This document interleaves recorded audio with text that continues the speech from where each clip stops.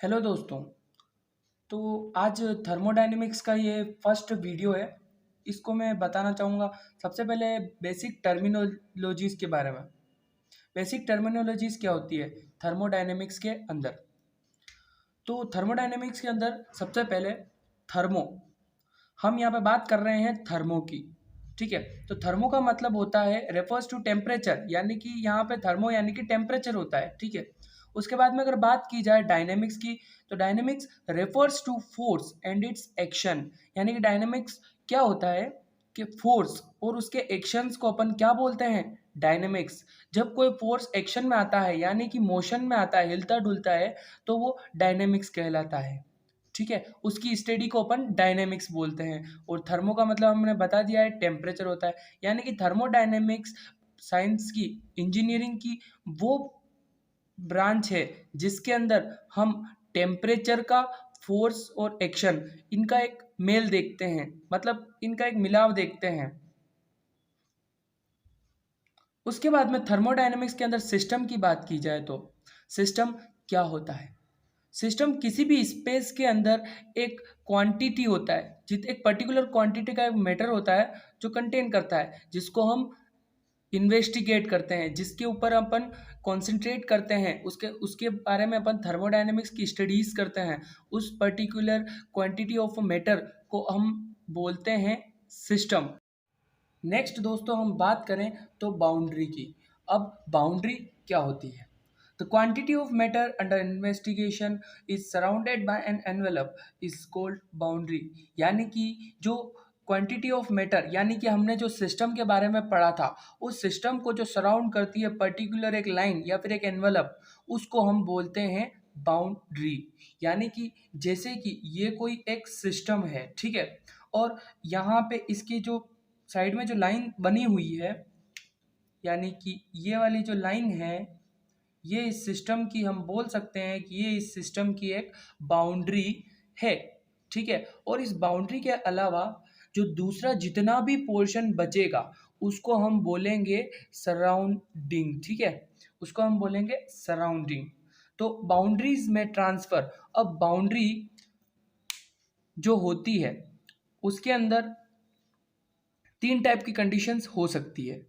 एक वो बाउंड्री होती है जो कुछ ट्रांसफर कर दे, और जो और कुछ बाउंड्री हो सकता है ही, मतलब किसी को अलाउ करे या ना करे। बाउंड्रीज में transfer heat and mass. System की बाउंड्रीज हो सकता है हीट और मास दोनों का ट्रांसफर अलाउ करे।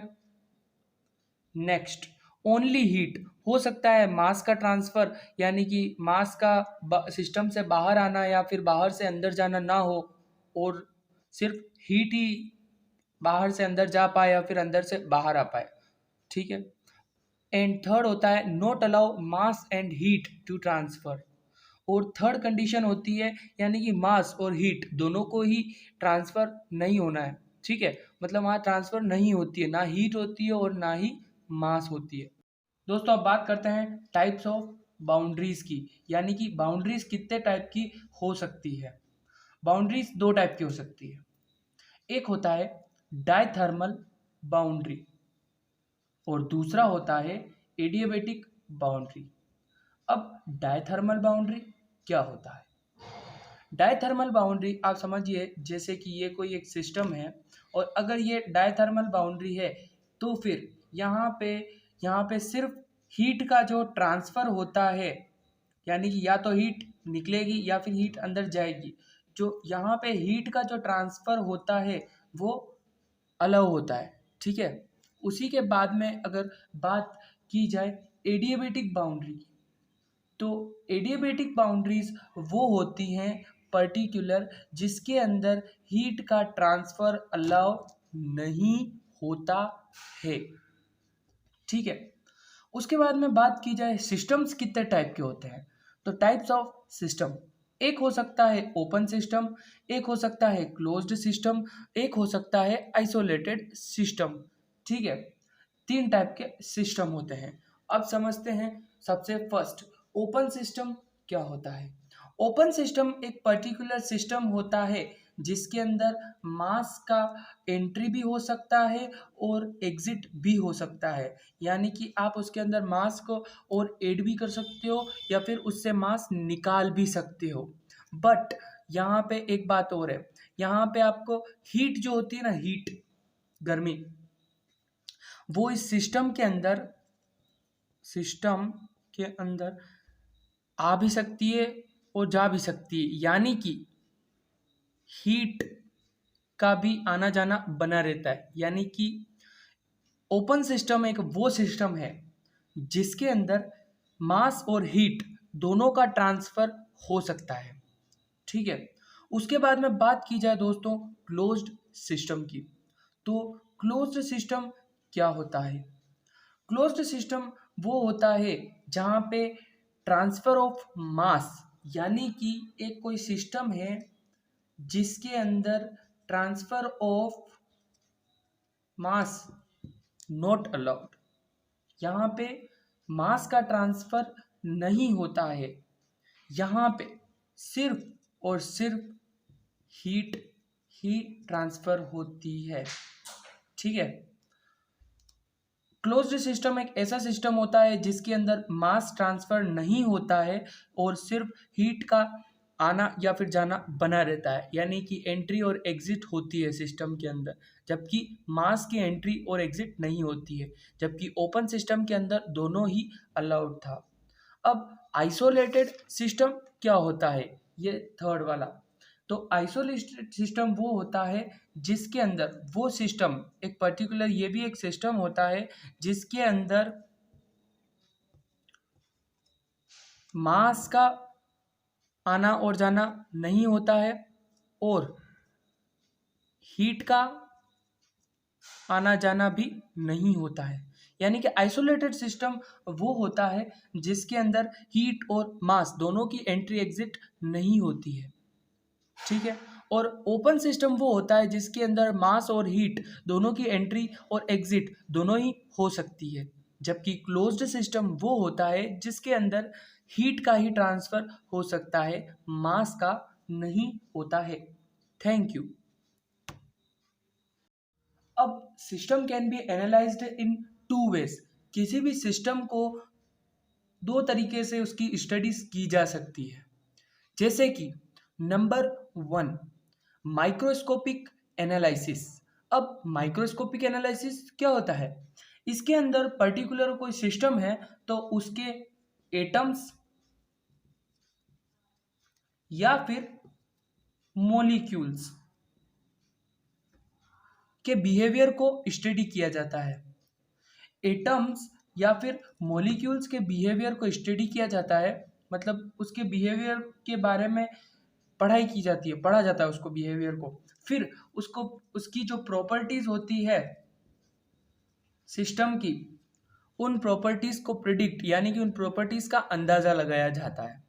उसी जगह अगर बात की जाए मैक्रोस्कोपिक एनालिसिस की, तो मैक्रोस्कोपिक एनालिसिस के अंदर पूरे के पूरे सिस्टम, मैक्रोस्कोपिक एनालिसिस के अंदर पूरे के पूरे सिस्टम की पढ़ाई की जाती है और फिर डायरेक्टली बता दिया जाता है कि सिस्टम की जो प्रॉपर्टीज हैं, सिस्टम की जो प्रॉपर्टीज हैं वो क्या क्या है।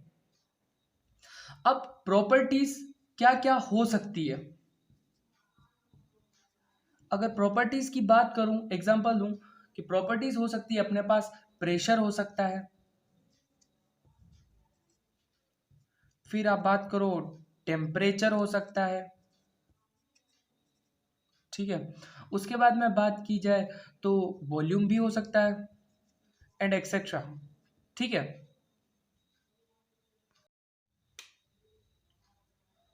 प्रॉपर्टीज, अब प्रॉपर्टीज को कैसे डिफाइन किया जाए किसी भी सिस्टम के लिए? प्रॉपर्टीज वो होती है जो किसी सिस्टम की कैरेक्टरिस्टिक्स होती है, मतलब किसी भी सिस्टम की जो कैरेक्टरिस्टिक्स होती है इज कॉल्ड प्रॉपर्टीज, उनको हम प्रॉपर्टीज बोलते हैं। जैसे कि एग्जांपल मैं बता चुका हूँ, pressure, temperature, volume, modulus of elasticity etcetera. अब टाइप्स ऑफ प्रॉपर्टीज, अब प्रॉपर्टीज कितने टाइप की होती है? प्रॉपर्टीज दोस्तों दो टाइप की होती है, एक होती है इंटेंसिव, दूसरी होती है एक्सटेंसिव। अब इंटेंसिव प्रॉपर्टीज कौन कौन सी होती है उसके बारे में हम बाद में डिस्कशन करते हैं। पहले अपन बात करते हैं intensive. Do not depend on mass. Intensive properties वो प्रॉपर्टीज होती है दोस्तों जो सिस्टम के मास के ऊपर डिपेंड नहीं करती है, जबकि दूसरी ओर देखा जाए तो एक्सटेंसिव प्रॉपर्टीज वो होती है जो सिस्टम के मास के ऊपर डिपेंड करती है। ठीक है दोस्तों, तो इंटेंसिव प्रॉपर्टीज क्योंकि वो मास के ऊपर डिपेंड नहीं करती है इसलिए उनको इंडिपेंडेंट प्रॉपर्टीज भी बोला जाता है। और एक्सटेंसिव प्रॉपर्टीज क्योंकि वो मास के ऊपर डिपेंड करती है तो उन्हें डिपेंडेंट प्रॉपर्टीज भी बोला जाता है। अब दोस्तों बात की जाए, अगर कोई सिस्टम है उसको दो इक्वल पार्ट्स के अंदर अगर डिवाइड कर दिया जाए, जैसे कि एक कोई सिस्टम है उसको दो पार्ट्स के अंदर डिवाइड कर दिया गया है, तो दोस्तों उसके अंदर जो प्रेशर होगा वो तो उतना का उतना ही रहेगा। ठीक है, उसके बाद में जो टेम्परेचर होगा वो भी उतना का उतना ही रहेगा। फिर डेंसिटी की बात की जाए तो डेंसिटी यहाँ पे हाफ हो जाएगी, दोनों में आधी आधी हो जाएगी। मतलब पहले जितनी डेंसिटी थी वो दोनों में आधी आधी बट जाएगी। ठीक है, वॉल्यूम की बात की जाए तो वॉल्यूम ऑब्वियसली आधी आधी बंट जाएगी। फिर मास, अगर अपन इसको दो दो हिस्सों में काट रहे हैं तो और इक्वल पार्ट्स के अंदर काट रहे हैं तो फिर मास भी ऑब्वियसली दो इक्वल पार्ट्स के अंदर डिस्ट्रीब्यूट हो जाएगा। फिर एनर्जी की बात की जाए तो एनर्जी भी दो इक्वल पार्ट्स के अंदर डिवाइड हो जाएगी। ठीक है, किसी भी सिस्टम को, तो दोस्तों अभी अपने पढ़ा कि कोई सिस्टम है उसको अगर दो पार्ट्स, कोई सिस्टम है पूरा, उसको अगर अपन दो पार्ट्स के अंदर डिवाइड कर रहे हैं तो उसके अंदर प्रेशर और टेम्परेचर सेम रहेंगे, जो पहले थे उतने ही रहेंगे, जबकि डेंसिटी, वॉल्यूम, मास और एनर्जी ये आधे आधे दोनों में बट जाएंगे। Thank you.